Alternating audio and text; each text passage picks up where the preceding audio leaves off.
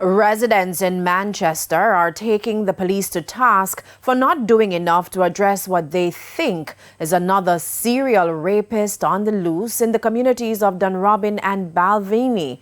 Krista Campbell has the story of a recent victim. I survived. Many people don't survive. I have to be begging for my life. I have to be begging to Almighty God to save my life. Words of a Manchester woman who says she was raped and robbed after two gunmen broke into her house while she was with her children last week. She says they took cash, 2 handbags with her IDs and important documents, as well as her cell phone, then escaped just before the police arrived on the scene. They came 2 minutes after the gunmen them leave. And they process the scene and everything, ask question, take statement. She says there's been other reports of attacks close to her home in recent times, but since her incident, she's only seen one police patrol, and it was during the day.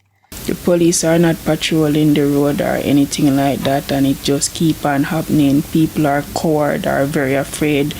They have to be up at night watching out, because they don't know when they will be their turn, because they are just picking the houses them where they find that people are vulnerable.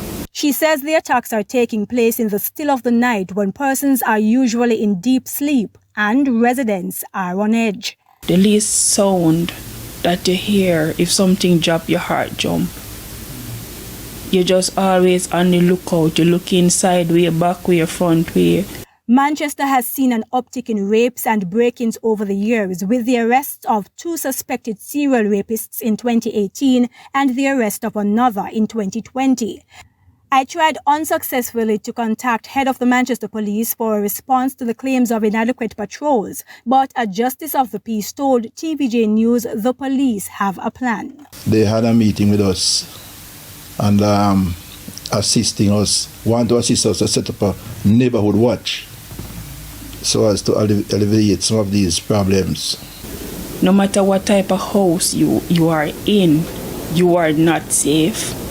I did thought that with the grill, I was safe. Then cut the grill and they come in so fast. They take out the meter.